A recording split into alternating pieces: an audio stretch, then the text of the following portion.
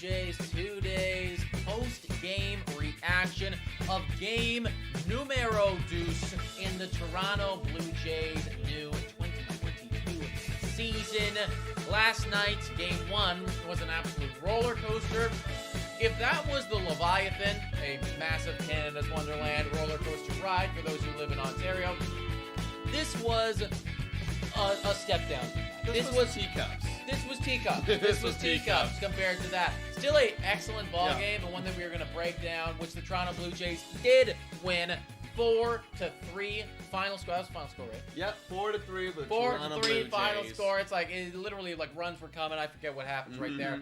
But we got the dub. That is the important thing. Starting off this post-game reaction, this breakdown. A few months ago, we were making a podcast. It was a Blue Jays Today show, I believe it was. And I got an update on my phone, to which I responded, holy shit! And it was $110 million for Kevin Gausman, the pitcher, to replace Robbie Ray. He makes his first start today.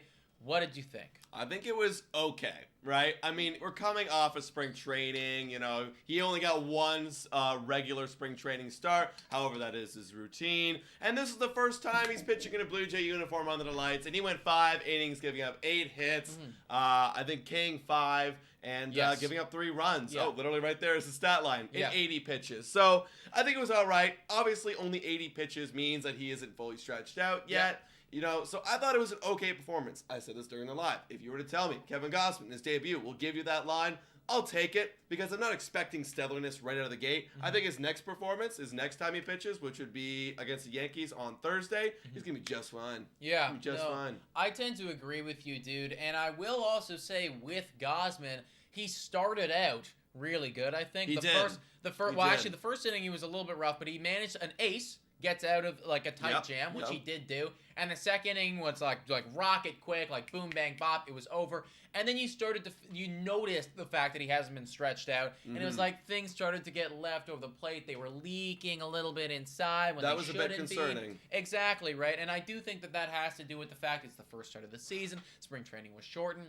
At the end of the day, it's better than Burrios, and we will take that. Oh, yes. He just needs to clean up the edges. Maybe he needs to tack a bit more and just find his release point and find the edges. And frankly, like, I feel like he will discover it, like you said, in the next outing. And it was enough for the Toronto Blue Jays to get the dub today, and we didn't need to start from a 7-run deficit or whatever, you know, so that's very nice. I like it.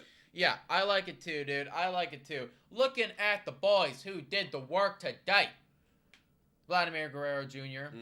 Had an exceptional game yesterday that kind of flew under the radar. 2 RBI singles. He starts out the scoring with an RBI single. And then has, you know, a few rough ABs there. You know, do you think maybe Vladdy is like seeing T.O. Homer and he's like, I want to be that guy? It looked like he was trying to force it a little bit. He was trying to overswing. He was coming out of his swing a lot of the time. But he did still end up the day going 2 for 4 on a day where I was like, oh, he looked off. So I'm not worried about Vlad. I think it was like literally it happened right after that Bo Bichette home run where he started doing that. Yeah, I agree, dude. It's like Vlad, even on a bad day, and again, a bad day, right? It's like I think his at-bats looked off. I've seen them be better. He still ended up getting 2 hits, picking up an RBI, and helping this team get the W. So that just goes to show how dominant of a player he is and why he's going to be in the MVP conversation. 100%. Moving on to some other guys who did some stuff right here. The Lourdes Gurriel Jr. picks up a sacrificial RBI. And Santiago Espinal. Okay, we got to talk about Espinal. We got a lot to talk about Espinal. We talked about Espinal a lot on the live stream. And this guy, and Joe Siddle said it perfectly right after the game, and we're going to say it as well in our post-game show. Is that Espinal is like kind of the MVP low-key in this series so far, coming up with big, clutch base hits. And he's not even starting. And he's not starting at all. The guy who is starting the last 2 days has been Cavan Biggio. And what do you see, Nick, out of those 2 at-bats, those 2 strikeouts, I remind you, from Cavan Biggio? I have a bias towards Cavan Biggio because I've been wanting Espinal to start over him for quite a while, guys. And I'm going to try to take that. I'm going to try to take the negativity out of it and the bias and whatever. Just from a generalized baseball standpoint, he doesn't look like he's at major league speed right now. No. Because Dane Dunning, a pretty bad pitcher. Yeah. Relative to, the major leagues, a pretty poor pitcher who you should be able to dominate. He struck him out on 3 pitches that were all in the zone, and not a single one of them was of a higher velocity than 88 miles per hour. They were all in the zone. They were in the top part of the zone too. Up it's in like the zone that's just like, if you can't do anything with those, I don't see how you can handle somebody who can throw 99. Dude, someone threw it out in the chat, and I honestly, the more I think about it, I kind of want to make a podcast on it. Well, I'll hint to it here, is that Biggio might need to go to the minors. Yes. This might be an overreaction. It's been 2 games, right, but he's looked bad. He looked bad last year. Yes, he was dealing with injury and position change. I still think we give him a few weeks, a month to see what he's doing. But if he's struggling, Buddy might need to go to the minors. I mean, we have the opportunity. It's not like we're losing anything. And that's the beautiful thing, right? It's like we're in a position right now where we can help your development. It's like we have a guy that I believe is up to major league speed and is potentially ready to break out right now in Santiago Espinal with excellent defense to go along with it.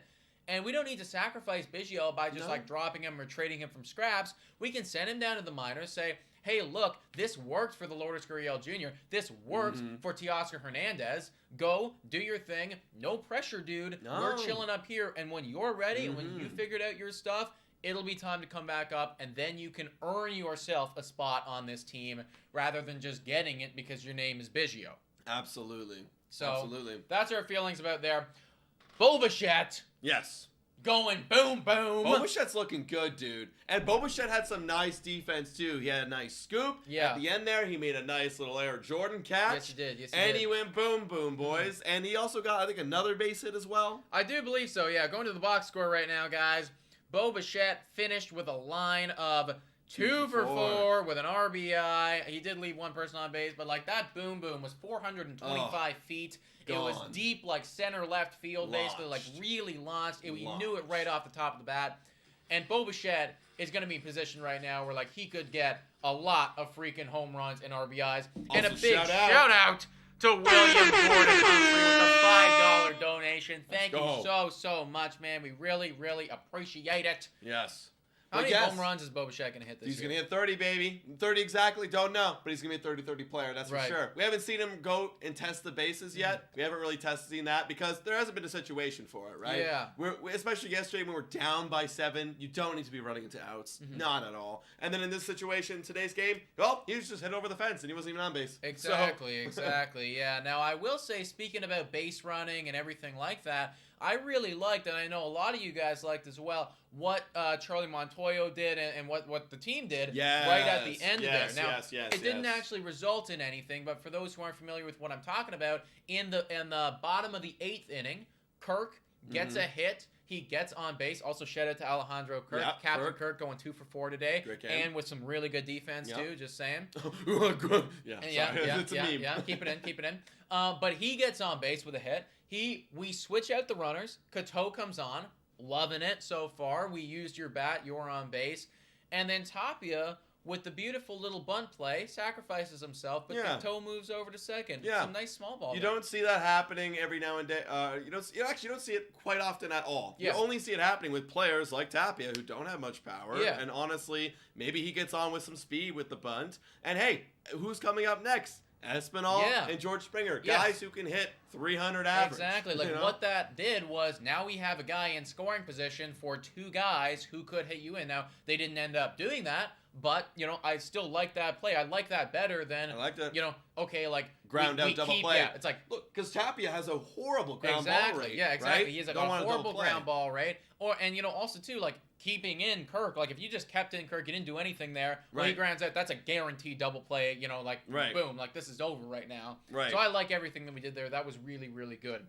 On the Texas Rangers side of things, game respects game, so we got to give a few shout-outs here. They did take the lead at one point. Yeah. Did you feel nervous at all? No, not at all, guys. Look, after the 7-0 comeback, right? What did we win yesterday? 10-8? 10-8. 10-8, guys. After that, We're down by 1 in the third. Are you kidding me? Yeah. I literally did not feel stressed at Yeah. all. That's the confidence I have with this Toronto Blue Jays lineup and this team. Yeah. We shouldn't be worried at all in a game, especially against the Texas Rangers, Well, whose bullpen is not that good. And I will be honest. Like, I think that, against a team that's got really good pitching, the one or the two runs, they're gonna start to look like, holy crap, this is a brick wall that we got to get through right now. But against the Texas Rangers, we will find a way to get it done, and we did do so. Moving over to the Toronto Blue Jays bullpen, I'm liking what I'm seeing so far. Yeah, I like Jimmy Garcia. Jimmy Garcia is looking really nice out of the bullpen. Jordan Romano with his second save of the early season. Yeah. He's looking good. What is he, 22 for 22 right now?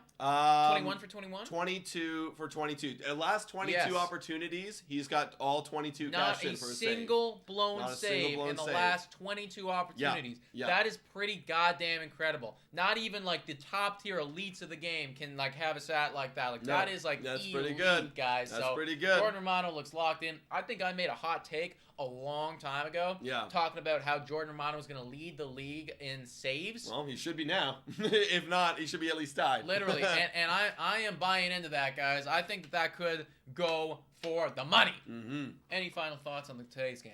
Today's game is really nice, clean, guys. But I want to look at tomorrow's game, just kind of foreshadow that a little bit. 100%. Well, and this comes right from the chat here, from the OV show, saying thoughts on Ryu tomorrow. What are your thoughts on Ryu pitching? I'm nervous. I'm definitely nervous, and that's not necessarily even just a Ryu thing. But I think that every starter in the first month, I'm gonna be a little bit nervous about. Of course, until they come out and have a really quality outing, I'm gonna be like, you're still warming up. You're still warming up. Once you go 6 innings, 1 earned run, I'll be like, all right, it's over now. No more excuses. But Ryu hasn't pitched yet. I mean, it's Ryu, and he didn't look great last year, and this could be, if we're going to drop one, this is going to be it. Dude, it's funny? I don't know what it is, just like the whole Danny thing. For some reason, I feel like Ryu is going to come out, not throw up a gem, but I feel like he's going to give us, 4 or 5 innings of 1 or 2 earned run ball. Well, and I'll take that. I would absolutely take that. If he wanted to do what Kevin Gosman did today, 100%.